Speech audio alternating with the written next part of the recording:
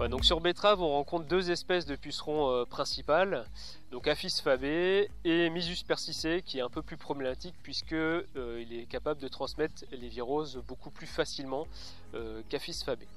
Donc Mysus persicé, c'est une espèce de puceron qui est extrêmement polyphage, puisqu'elle est capable de s'alimenter sur près de 400 espèces végétales différentes qui appartiennent à plus de 40 familles botaniques différentes. Donc par exemple, on va le retrouver sur betterave, mais en grande culture, on va le retrouver également sur colza. On peut le retrouver également sur des cultures en arboriculture, entre autres. Donc c'est une espèce au cours de son cycle de développement qui va présenter deux phases. Donc une phase de reproduction sexuée, c'est-à-dire que les mâles et femelles vont s'accoupler pour donner des œufs par la suite, donc qui vont donner la génération de pucerons suivante. Donc cette phase de reproduction sexuée va avoir lieu sur un autre primaire, donc en l'occurrence le merisier à grappe. Donc cette phase aura lieu courant automne, hiver, et les pucerons au printemps vont pouvoir coloniser d'autres hôtes, donc des hôtes secondaires, donc notamment aux formes ailées, qui vont arriver sur les cultures, donc la betterave en l'occurrence.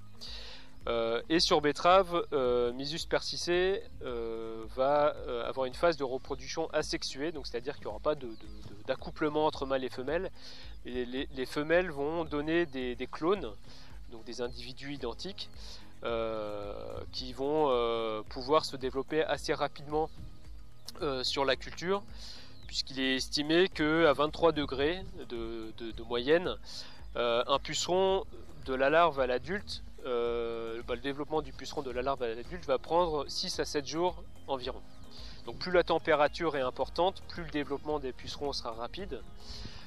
Et c'est pour ça, voilà, dans les années un peu plus chaudes, comme en 2022 ou en 2020, on a observé des développements de pucerons qui étaient exponentiels et exceptionnels également, où quelques individus étaient présents sur la culture, et puis voilà, on revenait une semaine après et on avait des colonies beaucoup plus importantes.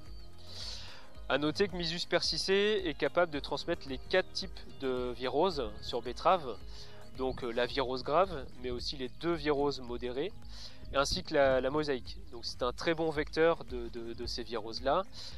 La deuxième espèce de puceron, donc Aphis fabae, est certes un peu moins problématique. Donc on va pouvoir la rencontrer assez facilement également, puisqu'elle colonise la betterave donc sous forme de colonies. Généralement, voilà, on observe plutôt des colonies de pucerons au cœur des feuilles. Et cette espèce de puceron est plutôt une vectrice de la jaunisse grave de la virose, et beaucoup moins capable de transmettre les 2 jaunisses modérées ainsi que la mosaïque.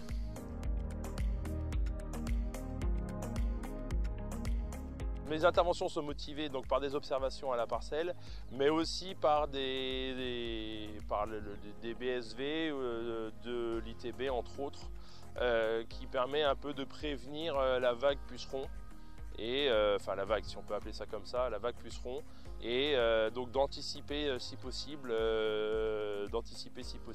une intervention avant que les pucerons ne soient vraiment installés dans la parcelle, quoi.